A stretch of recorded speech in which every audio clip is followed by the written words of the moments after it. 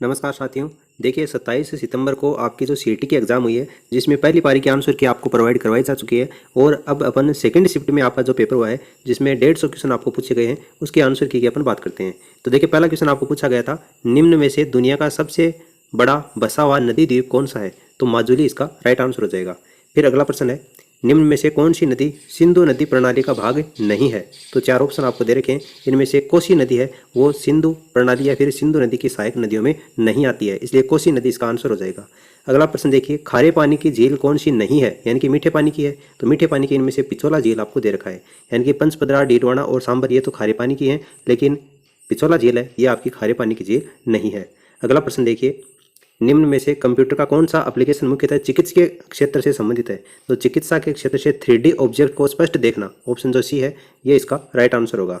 अगला प्रश्न है, निम्नलिखित में से कौन सी कंप्यूटर के वर्ग श्रेणी में नहीं है? कौन सी कंप्यूटर की श्रेणी के अंतर्गत इनमें से नहीं आता है? तो पैरेलल कंप्यूटिंग ये आपका ऑप्शन जो फर्स्ट है ये इसका आंसर हो जाएगा। फिर देखिए अगला प्रश्न है, किस भारतीय ने 2023 का रेमन मैग्सेसे पुरस्कार जीता है? तो रवि कन्नन क्या हो जाएगा, इसका करेक्ट आंसर हो जाएगा। अगला प्रश्न है, क्रिटिकल मिनरल्स सम्मेलन समिट 2024 किस शहर या फिर कौन से केंद्र शासित प्रदेश में इसका आयोजन किया गया? तो नई दिल्ली में इसका आयोजन किया गया।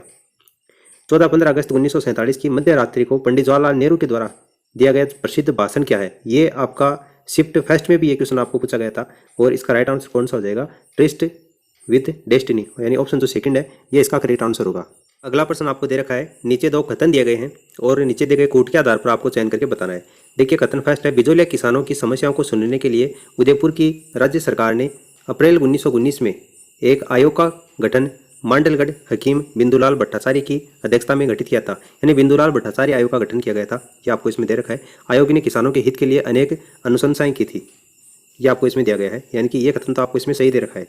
फिर देखिए अगला है, भारतीय सरकार के विदेश मंत्रालय के अधिकारियों का मानना था कि बिजौलिया किसान पंचायत से गठबंधन की तुरंत स्थापना की जाए, अन्यथा राजपूताना में किसान आंदोलन का हिंसात्मक रूप ले सकता है। यह कथन आपको इसमें गलत दे रखा है। पहला कथन सही है, दूसरा कथन आपको इसमें गलत दिया गया है, यानी कि कथन फर्स्ट सही लेकिन कथन सेकंड गलत है, ऑप्शन डी इसका करेक्ट आंसर होगा।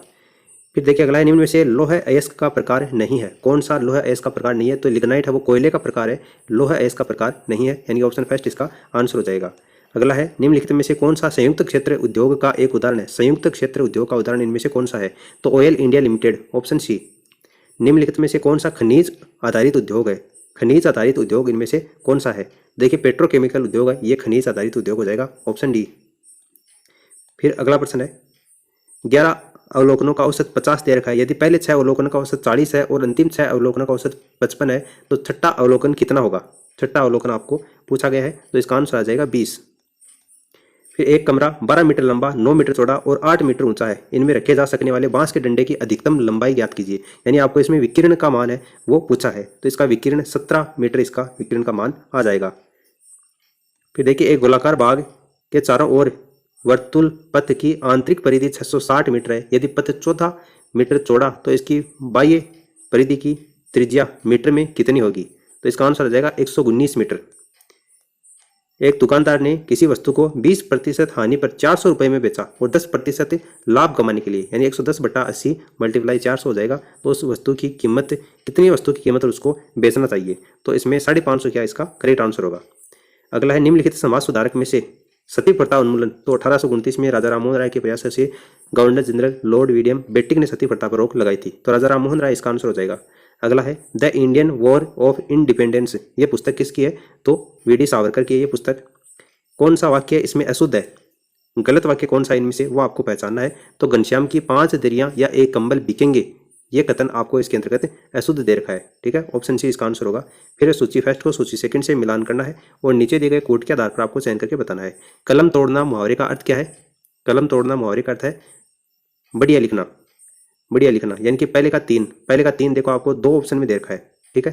फिर देख खेत रहना या आना, खेत रहना या आना, या फिर इसका मतलब हो जाएगा वीर गति को प्राप्त होना, यानी पहले का दूसरे का चौथा हो जाएगा। फिर चांद पर थूकना, चांद पर थूकने का मतलब सम्मानीय का अनादर करना। फिर कलेजा ठंडा होना, यानी कि संतोष होना, यानी कि आपका जो ऑप्शन फर्स्ट है ये इसका आंसर हो जाएगा। अगला प्रश्न देखिए, भारत की स्वतंत्रता प्राप्ति के समय आज के राजस्थान यानी कि जो राजपूताना क्षेत्र है उसमें कितनी रियासत थी? तो 19 रियासत थी। इंडियन नेशनल आर्मी का गठन किसके द्वारा किया गया था? तो नेताजी सुभाष चंद्र बोस के द्वारा इसका गठन किया गया था। उसके बाद में देखिए चिपको आंदोलन। चिपको आंदोलन के बारे में आपको दे रखा है। चिपको आंदोलन किससे संबंधित? पेड़ों की कटाई रोकने के लिए एक पर्यावरण आंदोलन चलाया गया था। यानी पहले का तीसरा, तो पहले का तीसरा देखो आपको एक ही ऑप्शन नहीं दे रखा है, यहाँ पर भी नहीं है, यहाँ पर भी नहीं है और यहाँ पर भी नहीं है, यानी कि आपका ऑप्शन जो डी है ये इसका आंसर हो जाएगा। आगे देखिए संयुक्त राष्ट्र ने निम्न में से किस वर्ष में उपभोक्ता संरक्षण के लिए संयुक्त राष्ट्र के दिशा निर्देशों को अपनाया था? तो 1985 में अपनाया गया था। ऑप्शन फर्स्ट इसका आंसर हो जाएगा। अगला देखिए निम्नलिखित में से कौन सी संस्था भारत में बीमा उद्योग को नियंत्रित करती है? भारत में बीमा उद्योग को नियंत्रित IRDAI, ऑप्शन जो फोर्थ है ये इसका आंसर होगा। भारतीय लेखा परीक्षा और लेखा विभाग के प्रमुख कौन होते हैं? तो नियंत्रक और महालेखा परीक्षक इसके प्रमुख होते हैं। संवैधानिक पद इनमें से कौन सा नहीं है? तो RBI का गवर्नर वो संवैधानिक पद नहीं है। भारत के संविधान के अनुसार संघीय भारत में के किस राज्य का नाम निम्नलिखित में से किसके द्वारा परिवर्तित किया जा सकता है? संविधान के अनुसार संघीय भारत में किसी राज्य का नाम परिवर्तित करने के लिए संसद की आवश्यकता होती है। ठीक है, संसद का संयुक्त अधिवेशन बुलाया जाता है। ऑप्शन फर्स्ट इसका आंसर होगा। उसके बाद में अगला है वह थोड़ी ताज़ा हवा खाने के लिए बाहर आ गया। इसका आपको इंग्लिश से ट्रांसलेट करके बताना है। तो देखिए he came outside for a breath of fresh air, यानी कि ऑप्शन जो सी है ये इसका आंसर होगा। उसके बाद में आपको इंडोर्समेंट का हिंदी अर्थ बताना है। एंडोर्समेंट का हिंदी अर्थ क्या होता है? पृष्ठांकन करना, ऑप्शन सी। उसके बाद में कंप्यूटर का प्रश्न है कौन कंट्रोल यूनिट के कार्यों का सर्वोत्तम वर्णन करता है? तो मेमोरी, प्रोसेसर और इनपुट आउटपुट उपकरणों के परिचालन का नियंत्रण, ऑप्शन सेकंड होगा। अगला देखिए राजस्थान राज्य में खाद्य कामगार आर्थिक प्रोत्साहन योजना कब से क्रियान्वित की गई थी? राजस्थान राज्य में खाद्य कामगार आर्थिक प्रोत्साहन योजना कब क्रियान्वित की गई थी? 13 जुलाई 2022 को। फिर आपको सम्मिलित करना है शुद्ध के लिए युद्ध अभियान, यानी कि आपको योजनाएं दे रखी हैं और ये योजनाएं कब शुरू हुई हैं ये आपको इसमें बताना है। तो देखिए शुद्ध के लिए युद्ध यानी कि 26 अक्टूबर 2020, निरोगी राजस्थान ये 18 दिसंबर 2019, इंदिरा रसोई 20 अगस्त 2020, यानी कि जिस क्रम में आपको ये दी गई है उसी क्रम में है, यानी कि ऑप्शन जो सेकंड में दे रखा है आपको ये इसका आंसर हो जाएगा। अगला देखिए इंदिरा गांधी नहर परियोजना किसकी बेहतर जीवन रेखा इसको माना जाता है? तो ये पश्चिमी राजस्थान की बेहतर जीवन रेखा के रूप में इसको माना जाता है। खारे पानी का मगरमच्छ किस जीवमंडल रिजर्व का मुख्य जीव है? खारे पानी का मगरमच्छ। देखिए यहाँ पर ग्रेट निकोबार इसका आंसर हो जाएगा। अगला है निम्नलिखित में से राजस्थान की सबसे लंबी नदी कौन सी है? यहाँ पर आपको बनास ऑप्शन भी नहीं दे रखी है, तो चंबल नदी क्या है इसका करेक्ट आंसर हो जाएगा। वैसे भी चंबल नदी है वही सबसे लंबी राजस्थान की नदी है, लेकिन आपको आंतरिक प्रवाह वाला उस जमेल में पढ़ना ही नहीं है, केवल आपको चंबल नदी है वही ऑप्शन में दे रखी है, तो वो इसका आंसर हो जाएगा। अगला देखिए थार रेगिस्तान के 3 शहरों का आपको त्रिकोण पूछा है, यानी कि आपको चौथा नहीं पूछा है, तो आपको बाड़मेर यहाँ पर नहीं देखना है, जैसलमेर, जोधपुर और बीकानेर। अगर 4 पूछा जाता तो जैसलमेर, जोधपुर, बीकानेर के साथ में आपको बाड़मेर भी ऐड करना होता, लेकिन त्रिकोण ही आपको पूछा है, तो ऑप्शन फर्स्ट इसका आंसर हो जाएगा। फिर अगला देखिए राजस्थान में वर्ष 2007-8 में प्रारंभ किए गए गेहूं और दालों में राष्ट्रीय खाद्य सुरक्षा मिशन के लिए गोज और GOR के खाने के पैटर्न का अनुपात कितना है? तो 60:40 इसका अनुपात होगा। अगला देखिए राजस्थान राज्य में निम्न में से कौन सा क्षेत्र अत्यधिक रूप से आर्थिक महत्व का माना जाता है? अत्यधिक रूप से आर्थिक महत्व का इनमें से कौन सा माना जाता है? तो देखिए आपको जो ऑप्शन दे रखे हैं उसके हिसाब से देखिए सेवा क्षेत्र आपको इसमें दे नहीं रखा, तो दूसरा नंबर आपको उद्योग क्षेत्र दे रखा है, तो उद्योग क्षेत्र इसका आंसर हो जाएगा। उसके बाद देखिए कौन सी राजस्थान राज्य की नकदी यानी कैश फसलें, नकदी फसलें कौन सी हैं इनमें से, वो आपको बताना है। तो ये पहले पेपर में यानी कि फर्स्ट शिफ्ट के अंतर्गत भी ये क्वेश्चन आपको पूछा गया था, नकदी फसलें कपास और तंबाकू। ठीक है, ये इसका आंसर हो जाएगा। फिर देखिए वित्तीय वर्ष 2022-23 के दौरान संपूर्ण राजस्थान राज्य में राष्ट्रीय ग्रामीण आजीविका मिशन का क्रियान्वयन गरीबी उन्मूलन के लिए किया गया है, तो इसका राइट आंसर हो जाएगा ग्रामीण निर्धन की गरीबी उन्मूलन के लिए इसका निर्माण किया गया। अगला प्रश्न देखिए निम्नलिखित में से भारत की प्राचीनतम तेल रिफाइनरी कौन सी है? प्राचीनतम तेल रिफाइनरी कौन सी है ये पूछा है, तो डिगबोई रिफाइनरी ये प्राचीनतम तेल रिफाइनरी है। डोडाबेटा तमिलनाडु की सबसे उच्चतम चोटी है, निम्नलिखित में से कौन सी पर्वत श्रृंखला का एक भाग है? यानी डोडाबेटा कौन सी पर्वत श्रृंखला का भाग है ये आपको इसमें पूछा है, तो नीलगिरी पर्वत श्रृंखला का ये भाग है। अगला प्रश्न है नाथुला पास यानी नाथुला दर्रा भारत के किस राज्य या केंद्र शासित प्रदेश में स्थित है? तो ये सिक्किम राज्य के अंतर्गत स्थित है। अगला है वर्णांध यानी जो कलर ब्लाइंड होते हैं व्यक्ति कौन से रंगों के मध्य भेद करने में असमर्थ होता है? कौन से 2 रंगों के बीच में वो पहचानने में असमर्थ होता है जिसको वर्णांधता होती है? तो वो व्यक्ति लाल और हरे रंग के बीच में उनको पहचानने में कठिनाई होती है, ऑप्शन डी इसका आंसर होगा। अगला प्रश्न है प्रथम भारतीय अंतरिक्ष यान जो 3 सदस्यों को ले जाएगा और अंतरिक्ष में 3 दिनों के लिए होगा, तो वो कौन सा है? तो गगनयान मिशन है, गगनयान यान। अगला देखिए, निम्नलिखित में से कौन सा कार्बन का अपरूप नहीं है? कौन सा कार्बन का अपरूप नहीं है? तो इसके अंतर्गत एथेनॉल कार्बन का अपरूप नहीं है। इसके अलावा डायमंड है, यानी कि हीरा है, फुलरिन, ग्रेफाइट, ये कार्बन के अपरूप हैं। अगला है, किस भारतीय संविधान संशोधन ने उच्च न्यायालय के न्यायाधीशों की सेवानिवृत्ति की आयु 60 से बढ़ाकर 62 वर्ष कर दी है? कौन से संविधान संशोधन के तहत ये किया गया? तो 15वें संविधान संशोधन के तहत ये किया गया। अगला देखिए, एक तरफ आपको कर परिसीमन आयोग और सर्वे ऑफ इंडिया परमाणु ऊर्जा विभाग, और इसका संबंध है वो किससे है ये आपको बताना है। तो देखिए, वस्तु और सेवा कर का जो संबंध है वो अनुच्छेद 246 ए से है, यानी पहले का चौथा आपको देखिए 2 ऑप्शन में दे रखा है। उसके बाद में परिसीमन आयोग, तो परिसीमन आयोग अनुच्छेद 82 से है, यानी बी में एक आ जाएगा, और यहीं से आपका ऑप्शन जो सी है ये इसका आंसर आ जाएगा। अगला ऑप्शन देखिए, कानून के समक्ष समानता की अवधारणा कानून के शासन की अवधारणा का एक तत्व है, किसके द्वारा इसको प्रतिपादित किया गया? तो ए वी डायसी के द्वारा इसका प्रतिपादन किया गया।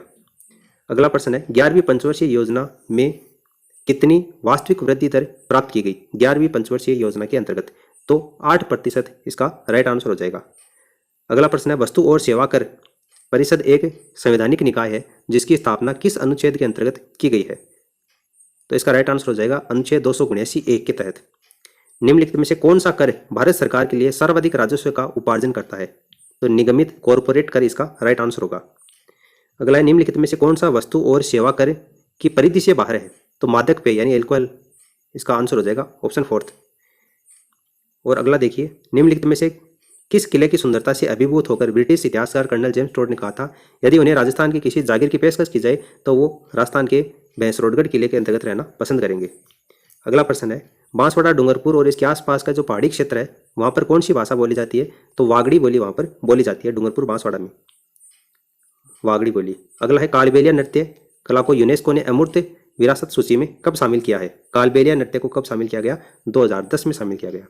फिर आपको रिक्त स्थान की जगह भरना है, क्या आएगा? रिक्त स्थान की जगह कौन सा आएगा? तो यहाँ पर आप देखिए, ध्यान से देखेंगे तो यहाँ पर 2 का क्यूब प्लस 1 9 है, 3 का क्यूब प्लस 1 28 है, 4 का क्यूब प्लस 1 65 है, 5 का क्यूब यानी 125 प्लस 1 126 है। उसके बाद में आपको 6 का क्यूब यानी 216 प्लस 1 217 आएगा। तो यहाँ पर ऑप्शन जो फर्स्ट है 217, ये इसका आंसर हो जाएगा। अगला प्रश्न है, दिए गए प्रश्न में वह अक्षर समूह है चुने जो अन्य से अलग है, तो PH3 इसका आंसर होगा। राजस्थान सूचना आयोग का गठन कब हुआ? राजस्थान सूचना आयोग का गठन कब हुआ? तो 18 अप्रैल 2006 को राजस्थान सूचना आयोग का गठन हुआ है। निम्नलिखित में से कौन से पद का भारतीय संविधान में उल्लेख नहीं किया गया? कौन से पद का भारतीय संविधान में उल्लेख नहीं किया गया है? तो उप मुख्यमंत्री के पद का उल्लेख नहीं किया गया, जिसको लेकर अभी विपक्षी दल ने काफी हंगामा भी मचाया राजस्थान सरकार के अंतर्गत। आगे देखिए, निम्नलिखित में से प्राय कौन सा राज्य विश्वविद्यालयों के कुलाधिपति के रूप में कार्य करता है? कुलाधिपति के रूप में कार्य करता है, तो इसके अंतर्गत आपका आंसर फर्स्ट राज्यपाल क्या हो जाएगा? आंसर हो जाएगा, यानी विश्वविद्यालयों का जो कुलाधिपति होता है वो कौन होता है? आपका राज्यपाल होता है। भू-स्थिर उपग्रहों का स्थापन पृथ्वी तल से कितनी किलोमीटर ऊपर की दूरी के ऊपर किया जाता है? भू-स्थिर उपग्रहों को कितनी दूरी के ऊपर पृथ्वी तल से ऊपर पूछा है आपको, तो यहाँ पर 36,000 किलोमीटर इसका राइट आंसर आ जाएगा। अगला प्रश्न है, सांद्र नाइट्रिक अम्ल तांबे कॉपर से अभिक्रिया करके क्या बनाता है? सांद्र नाइट्रिक एसिड कॉपर से अभिक्रिया करके क्या बनाता है? तो ये कॉपर नाइट्रेट और नाइट्रोजन ऑक्साइड एवं पानी बनाता है, यानी कि ऑप्शन जो डी है ये इसका करेक्ट आंसर होगा। उसके बाद अगला प्रश्न है, सोन नदी किसकी सहायक नदी है? सोन नदी इनमें से किसकी सहायक नदी है? तो गंगा नदी की सहायक नदी है। सुदूर सबसे दक्षिण हिमालय को किस नाम से जाना जाता है? सुदूर यानी सबसे दक्षिण हिमालय को किस नाम से जानते हैं? तो इसको शिवालिक हिमालय के नाम से जानते हैं। चाल शब्द किस संज्ञा का उदाहरण है? चाल शब्द कौन सी संज्ञा का उदाहरण है? भाववाचक संज्ञा का उदाहरण है। रचना की दृष्टि से क्रिया के सामान्यतः कितने भेद होते हैं? तो 2 भेद होते हैं। किस समास में सभी पद प्रधान होते हैं? सभी पद द्वंद्व समास, यानी कि दोनों शब्द इसके अंतर्गत प्रधान होते हैं, जैसे दिन और रात है उस तरीके से। क्रिया या धातु के अंत में लगाए जाने वाला जो प्रत्यय होता है वो क्या होता है? आपका कृत प्रत्यय कहलाता है। अगला प्रश्न है, 11 से 70 में कुल कितनी संख्याएं हैं जो 7 से पूर्णतः भाज्य हैं परंतु 3 से अभाज्य हैं? ऐसी टोटल कितनी संख्याएं हैं? तो 6 संख्याएं हैं। निम्नलिखित शब्दों को शब्दावली यानी डिक्शनरी के आयोजन के अनुसार आपको व्यवस्थित करना है, यानी 4 आपको शब्द दे रखे हैं और ये इंग्लिश की डिक्शनरी के अनुसार आपको व्यवस्थित करना है और बताना है कि पहले कौन सा आएगा उसके बाद में कौन सा आएगा। तो पहले इनमें से देखिए, एक्सेप्ट आएगा, एक्सेप्ट के बाद में एक्सेस आएगा, उसके बाद में एग्जिट आएगा और फिर एक्सपेक्ट आएगा, यानी कि ऑप्शन जो आपको फर्स्ट दे रखा है ये इसका आंसर होगा। अगला प्रश्न है, वेन डायग्राम दे रखा है, 3 वर्गों को सर्वोत्तम रूप से इनमें से कौन दर्शाता है, जैसे फूल, फिर लाल और फल। तो इसका राइट आंसर आपका ऑप्शन जो सेकंड है ये करेक्ट होगा। फिर देखिए, निम्नलिखित में से किन 2 राज्यों में माही परियोजना एक संयुक्त, यानी माही जो योजना है वो कौन से 2 राज्य की संयुक्त योजना है ये आपको बताना है। तो ये 45 और 55, राजस्थान और गुजरात, यानी ऑप्शन जो डी है ये इसका आंसर होगा। अगला देखिए, कंप्यूटर की वह कौन सी विशेषता है जिसमें कंप्यूटर विभिन्न प्रकार के कार्यों का सुगमता से निष्पादन करता है। तो इसमें देखिए बहुमुखी इसकी विशेषता होगी, ऑप्शन सी। फिर अगला प्रश्न है, ये आपको रीजनिंग का प्रश्न है वैसे देखा जाए तो, और वैसे है ये साइंस का प्रश्न है। आपको प्रश्नवाचक चिन्ह की जगह पर कौन सा, यानी जानवर का जो संबंध है जंतु विज्ञान से है, रक्त का वही संबंध किससे होगा, तो ये हेमेटोलॉजी से होगा इसका संबंध। फिर अगला प्रश्न है जिसमें आपको ऊपर दी गई संख्याओं के क्रम में बाएं से तीसरे स्थान की संख्या के इकाई अंक और दाएं से चौथे स्थान की संख्या के दहाई अंक का योग कितना है, यह आपको इसमें पूछा है। तो इसमें योग हो जाएगा 5। फिर अगला प्रश्न है, सुशील भूमि की नानी संगीता का दामाद है, रवि भूमि की माता का एकमात्र दामाद है, रवि का संगीता से क्या संबंध है, तो ये पौत्री का पति हो जाएगा। फिर अगला है, निम्नलिखित में से किसने राजस्थान के विभिन्न स्थानों पर मोबाइल रीडिंग रूम एवं पुस्तकालयों की स्थापना की है, तो पंडित जाबरवल शर्मा इसका आंसर हो जाएगा। निम्नलिखित में से किसने बिजोलिया आंदोलन का नेतृत्व किया है, तो बिजोलिया आंदोलन का नेतृत्व विजय सिंह पथिक हो जाएगा। अगला प्रश्न है, निम्नलिखित राज्यों में से भारत के किस राज्य में बरकाना जलप्रपात स्थित है। बरकाना जलप्रपात कर्नाटक राज्य में स्थित है। निम्नलिखित में से कौन सा खनिज अधात्विक और अकार्बनिक खनिज है, कौन सा इनमें से, देखिए ग्रेफाइट हो जाएगा इसका आंसर। फिर आपको एक पैसेज दे रखा है और उसी के आधार पर आपको नीचे 3-4 प्रश्नों के उत्तर देने हैं। देखिए आंसर मैं आपको बता देता हूँ। इसके अंतर्गत आपको ब्लैंक स्पेस पढ़ना है, तो इस ब्लैंक स्पेस के अंतर्गत आपका फूड इंडस्ट्री ये इसका आंसर आ जाएगा। इससे पैराग्राफ के अकॉर्डिंग है, आपने अच्छे से इसको पढ़ा होगा। फिर देखिए अगला प्रश्न है 85 नंबर का, इसमें आपको जो आंसर है वो मैं आपको बता देता हूँ। इसमें देखिए skipping can not harm you, option जो सी है ये इसका आंसर होगा। उसके बाद में 86 नंबर का जो प्रश्न है इसका आंसर भी ऑप्शन सी होगा, कंजप्शन ऑफ सर्जरी सीरियल्स, यानी कि ऑप्शन जो सी है ये इसका आंसर होगा। उसके बाद में बोगस मीन्स, ये आगे ब्लैंक स्पेस दे रखा है, इसके अंतर्गत आपका फॉल्स आएगा। फिर अगला प्रश्न है इसके अंतर्गत 88 नंबर का जो प्रश्न है इसमें आएगा मूडिंग द वाटर्स, ऑप्शन सी।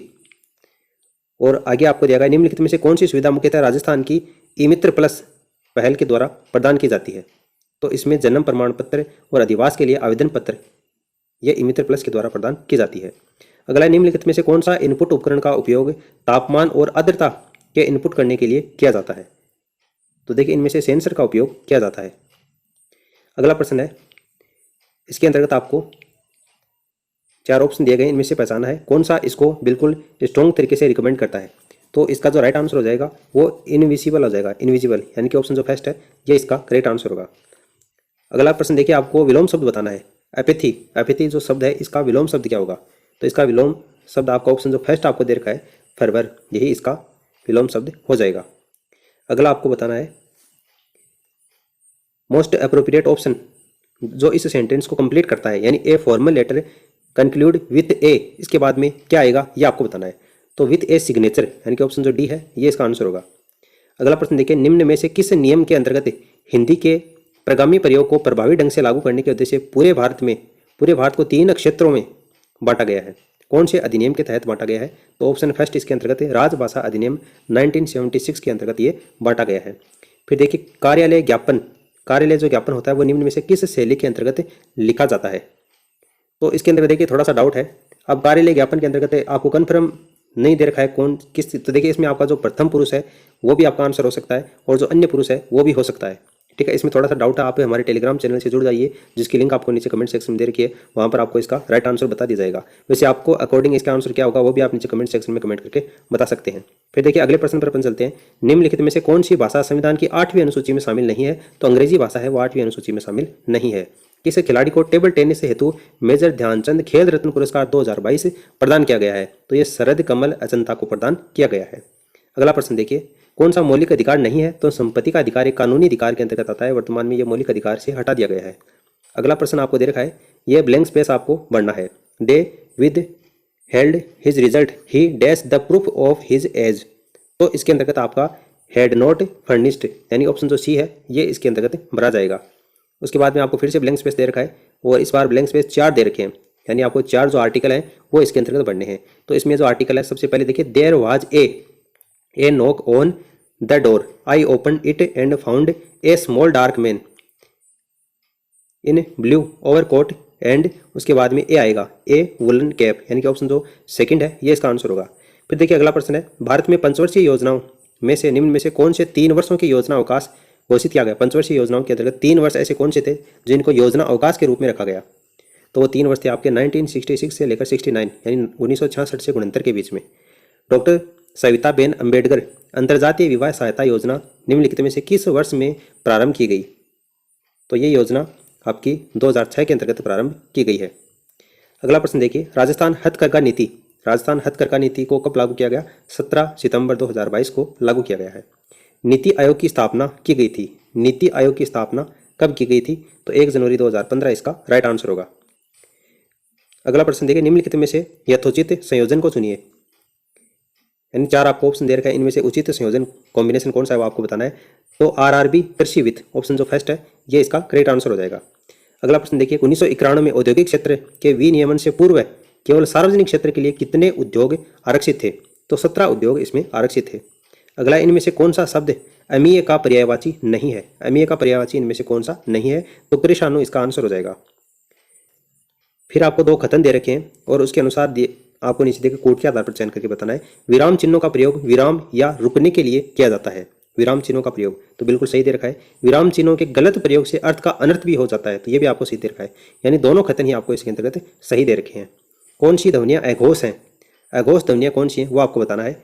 तो इसके अंतर्गत देखिए, अघोष ध्वनियाँ 6 है वो अघोष के अंतर्गत आता है, 6 ध्वनियाँ वो अघोष में आती है। उसके बाद में ज नहीं आती है, उसके बाद में तय है वो अघोष में आती है, न नहीं आता है, प अघोष में आता है, यानी कि ए सी और ई, ए सी और ई, यानी ऑप्शन जो सी है ये इसका आंसर हो जाएगा। अगला देखिए, डेपुटेशन, तो ये आपका पहली शिफ्ट के अंतर्गत भी पूछा गया था। डेपुटेशन, तो डेपुटेशन किसको कहते हैं, प्रतिनियुक्ति को कहते हैं। फिर अगला है, आजीविका का शुद्ध रूप क्या है। आजीविका जो शब्द है इसको शुद्ध किस तरीके से लिखा जाता है। तो ऑप्शन जो आपको 4th दे रखा है, आ बड़ी जी छोटी वी और का, इस तरीके से लिखा जाता है। अगला है, राजस्थान क्षेत्र में सहकारी आंदोलन की शुरुआत किस वर्ष हुई थी। तो 1904 के अंतर्गत सहकारी आंदोलन की शुरुआत हुई थी। अगला देखिए, आपको 2 कथन दे रखे हैं और नीचे दिए गए कोड के आधार पर चयन करके बताना है। इसके अंतर्गत देखिए, पहला कथन है, सोडियम धातु को मिट्टी के तेल में संग्रहित किया जाता है। बिल्कुल सही बात है, क्योंकि यह अत्यधिक प्रतिक्रियात्मक होता है, तो यह आपको सही दे रखा है।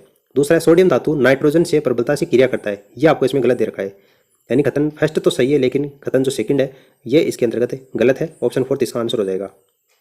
उसके बाद में देखिए, साइबर सुरक्षा को सूचना प्रौद्योगिकी सुरक्षा भी कहा जाता है। इसका उपयोग निम्नलिखित कार्यों के लिए किया जाता है। तो निम्नलिखित में से विभिन्न कंप्यूटरों के अनधिकृत उपागम को रोकने के लिए इसका प्रयोग किया जाता है, साइबर सुरक्षा को। अगला प्रश्न देखिए, निम्नलिखित में से किस वर्ष में इंडियन स्पेस रिसर्च ऑर्गेनाइजेशन यानी इसरो की स्थापना की गई थी। तो इसरो की स्थापना 1969 में हुई थी। अगला प्रश्न है, निम्नलिखित में से कौन सी सुविधा राजस्थान संपर्क पोर्टल प्रदान नहीं की जाती है। राजस्थान सूचना संपर्क पोर्टल के द्वारा कौन सी इसमें सुविधा प्रदान नहीं की जाती है। तो इस क्वेश्चन में देखिए थोड़ा सा डाउट है मुझे, आपको हमारे टेलीग्राम चैनल के ऊपर बता दिया जाएगा। आप नीचे कमेंट सेक्शन में कमेंट करके बता सकते हैं अगर आपको इसका कोई आइडिया है तो, वरना आपको टेलीग्राम पर बता दिया जाएगा। अगला प्रश्न देखिए, इसके अंतर्गत आपको ये ब्लैंक स्पेस पढ़ना है। इंग्लिश का क्वेश्चन है, he was indignant dash being cheated by the smooth talk of the salesman. तो ये आपका जो ब्लैंक स्पेस है इसके अंतर्गत आपका 8 भरा जाएगा।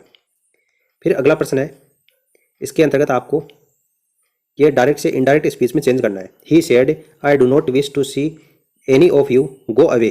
इसमें आपको जब चेंज करोगे देखिए, ही सेड, सेड की जगह आपका क्या आ जाएगा, टोल्ड आ जाएगा। ही टोल्ड कनेक्टिव के रूप में दैट आ जाएगा। उसके बाद में he did not wish to see any of them and ordered them to go away, यानी कि ऑप्शन जो सी है ये इसका करेक्ट आंसर होगा।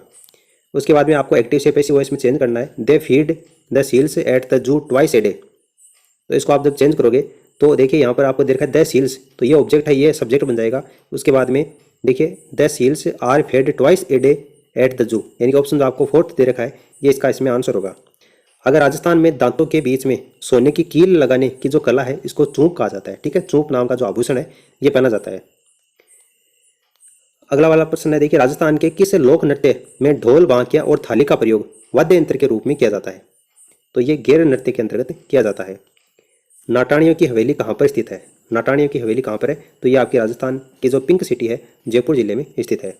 उस व्यक्ति का नाम बताइए जो 1952 में पृथक आंध्र राज्य की स्थापना के लिए अनशन पर बैठ गए थे और अनशन के दौरान ही उनकी मृत्यु हो गई थी। तो पोटी श्रीरा मुलु, ऑप्शन जो सेकंड है ये इसका आंसर होगा। उसके बाद में आपको नीचे 2 कथन दिए गए हैं और बताना है कौन सा कथन इसमें से सही है। तो देखिए 1857 के विद्रोह के संदर्भ में विद्रोह शब्द का तात्पर्य मुख्यतः नागरिक आबादी के बगावत से है, यानी ये कथन आपको इसमें सही दे रखा है, यानी सैनिकों ने विद्रोह कर दिया था। दूसरा है विद्रोह सशस्त्र बलों के भीतर नियमों और विनियमों की सामूहिक अवज्ञा थी, तो ये कथन भी आपको इसमें सही दे रखा है, यानी ऑप्शन जो सेकंड है, सेकंड फर्स्ट और कथन जो है दोनों इसके अंतर्गत आपको सही दे रखे हैं। फिर 125 नंबर का प्रश्न आपको दिया गया है, मेहंदी द्वारा गहरा भूरा अथवा थोड़ा लाल रंग देने हेतु कौन जिम्मेदार होता है? तो इसके अंतर्गत देखिए लोसोन, ऑप्शन जो डी है ये इसका करेक्ट आंसर होगा। निम्नलिखित प्रतिफल के लिए जस्ता तनु नाइट्रिक अम्ल से प्रतिक्रिया देता है, किससे यह प्रतिक्रिया देता है? ZnNO3 का whole twice plus NO plus H2, यानी ऑप्शन जो आपको फर्स्ट है ये इसका आंसर होगा। फिर अगला प्रश्न है, क्रोमोसोम गुणसूत्र का निम्नलिखित में से कौन सा एक अंश नहीं है? क्रोमोसोम का कौन सा इनमें से अंश नहीं होता?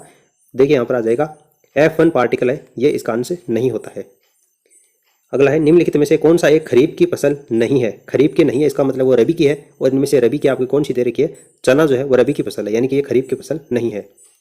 उसके बाद में यदि थ्रेड को कोड में इस तरीके से लिखा जाता है तो उसी तरीके से ब्रिज स्टोन का कोड क्या होगा? तो देखिए इसका कोड आपको जो ऑप्शन फर्स्ट दे रखा है ये इसका कोड आएगा। ये रीजनिंग का प्रश्न है। अगला प्रश्न देखिए फिर से रीजनिंग का है, अमर और अकबर के विपरीत दिशा में चलना शुरू किया। अमर 24 किलोमीटर चला और अकबर 7 किलोमीटर चलता है। उसके बाद में अमर बाएं मुड़ जाता है और 7 किलोमीटर चलता है, जबकि अकबर है वो दाएं मुड़ता है और 24 किलोमीटर चलता है। दोनों अपने मूल बिंदु से कितनी दूरी पर हैं? तो यहाँ पर देखिए जब आप इसको सॉल्व करोगे तो 25 किलोमीटर इसका आंसर आएगा। उसके बाद देखिए 6 व्यक्ति हैं एक पंक्ति में उत्तर की ओर मुंह करके बैठे हैं। ई और एफ केंद्र में है, ए और बी छोर में है, सी ए के ठीक बाएं स्थान पर बैठा है, बी के ठीक दाएं कौन बैठा है ये आपको बताना है। तो इसके अंदर देखिए ऑप्शन जो पहला है यानी डी है वो बी के ठीक दाएं स्थान के ऊपर बैठा है। अगला प्रश्न है, उस विकल्प का चयन कीजिए जो तृतीय अक्षर समूह से उसी प्रकार संबंधित है जिस प्रकार से द्वितीय अक्षर समूह प्रथम अक्षर समूह से संबंधित है। यानी आपका जो प्रश्नवाचक चिन्ह है इसके अंतर्गत क्या आएगा ये आपको बताना है। तो देखिए इसके अंतर्गत ऑप्शन जो आपका फोर्थ है ये इसका आंसर होगा। फिर आगे आपको एक आकृति है वो पूरी करनी है, यानी उसके बाद में ये आकृति के बाद में यह आती है, उसके बाद में यह आती है। तो यहाँ पर चौथे नंबर की जो आकृति है प्रश्नवाचक चिन्ह, इस पर कौन सी आकृति आएगी? तो इसमें देखिए दूसरी आकृति है ये इसमें भरी जाएगी। अगला प्रश्न है, यदि एक भिन्न के अंश में 15% बढ़ा दिया जाए और हर को 8% घटा दिया जाए तो भिन्न का जो मान है वो 15/16 आ जाता है। तो मूल भिन्न क्या थी ये आपको इसमें पूछा है। तो इसमें 3/4 इसका आंसर आएगा। आगे देखिए, अमित, सुमित और विनय 2800 रुपये की धनराशि को 5:6:3 के अनुपात में विभाजित कर लेते हैं। प्रत्येक के हिस्से में 200 जोड़ दिए जाएं तो राशि उनके हिस्से का जो नया अनुपात है वो क्या होगा? तो 6:7:4 उनका नया अनुपात होगा। अगला, स्वतंत्र भारत के पहले उप प्रधानमंत्री और गृह मंत्री कौन थे? तो सरदार वल्लभ भाई पटेल इसका आंसर होगा। 1947 में भारत के विभाजन के बाद निम्नलिखित में से कौन सा पुरातात्विक स्थल भारत के तरफ के क्षेत्र में रह गया था? तो इसका राइट आंसर होगा कालीबंगा जो कि राजस्थान में है। अगला है, कौन बीकानेर राज परिवार की कुलदेवी है? तो करणी माता क्या हो जाएगा इसका करेक्ट आंसर होगा। अगला प्रश्न देखिए, पूना समझौता 1932 निम्नलिखित में से किन नेताओं से संबंधित है? पूना समझौता तो ये आपका महात्मा गांधी और डॉक्टर भीमराव अम्बेडकर से संबंधित है। दलित वर्ग संगठन किसने स्थापित किया था? दलित वर्ग संगठन किसके द्वारा स्थापित किया गया था? डॉक्टर भीमराव अम्बेडकर के द्वारा स्थापित किया गया था। स्वामित्व योजना किससे संबंधित है? स्वामित्व योजना ग्रामीण इलाकों में आबादी भूमि का सीमांकन से ये संबंधित है, ऑप्शन सी। अगला देखिए, राष्ट्रीय पंचायती राज दिवस कब मनाया जाता है? तो ये 24 अप्रैल को राष्ट्रीय पंचायती राज दिवस मनाया जाता है। इनमें से कौन सा एक संवैधानिक निकाय नहीं है? तो राष्ट्रीय मानवाधिकार आयोग इनमें से एक संवैधानिक निकाय नहीं है।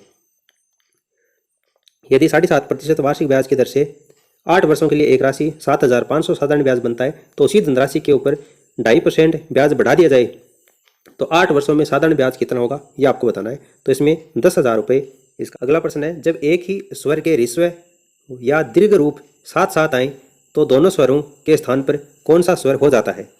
तो इसके अंतर्गत देखिए दीर्घ स्वर हो जाता है, ठीक है। यानी एक ह्रस्व या उसके बाद में दीर्घ आता है तो उसके स्थान पर क्या हो जाएगा, आपका दीर्घ स्वर हो जाता है। दीर्घ संधि का ये नियम है। उसके बाद में अगला है पित्रादेश शब्द का संधि विच्छेद क्या होगा, पित्रादेश शब्द का संधि विच्छेद, तो पितृधन आदेश, ऑप्शन 4 इसका आंसर हो जाएगा। उसके बाद में अगला है निम्नलिखित में से कौन सा कथन छोटा नागपुर पठार औद्योगिक क्षेत्र के संबंध में सही नहीं है, कौन सा गलत है वो आपको बताना है। तो इनमें से देखिए यह क्षेत्र झारखंड, छत्तीसगढ़ और आंध्र प्रदेश तक फैला हुआ है। यह कथन आपको छोटा नागपुर पठार औद्योगिक क्षेत्र के बारे में गलत दे रखा है, बाकी आपको कथन सही दे रखे हैं, यानी ऑप्शन जो सी है ये इसका आंसर हो जाएगा। अगला प्रश्न है निम्नलिखित में से कौन सा कथन तृतीयक कोयले के संदर्भ में सही नहीं है, तृतीयक कोयले के संदर्भ में गलत कौन सा दे रखा है। तो देखिए यह देश के कुल कोयला उत्पादन में 25% का अंशदान देता है, यह कथन आपको इसमें गलत दे रखा है। उसके बाद में सेकंड लास्ट प्रश्न है करेवा बनावट किसकी खेती के लिए उपयोगी है, तो ये केसर की खेती के लिए उपयोगी है। अगला है निम्नलिखित में से कौन सी नदी गंगा नदी प्रणाली की दाहिनी सहायक नदी है, दाहिनी सहायक नदी कौन सी हो जाएगी आपकी, सोन नदी इसका आंसर हो जाएगा। तो देखिए दोस्तों पूरे 150 क्वेश्चन के बारे में अपन ने बात की है। इस वीडियो को अपने दोस्तों के साथ में आप शेयर कीजिए ताकि वो भी अपने आंसर की मिला सकें, और आगे की जो शिफ्ट की आंसर की है वो भी आपको हमारे चैनल में प्रोवाइड करवा दी जाएगी। और आप हमारे टेलीग्राम चैनल के ऊपर जरूर जुड़े ताकि कोई भी क्वेश्चन में अगर आपको डाउट होता है तो वहाँ पर आपको सही प्रोवाइड करवा दिया जाएगा।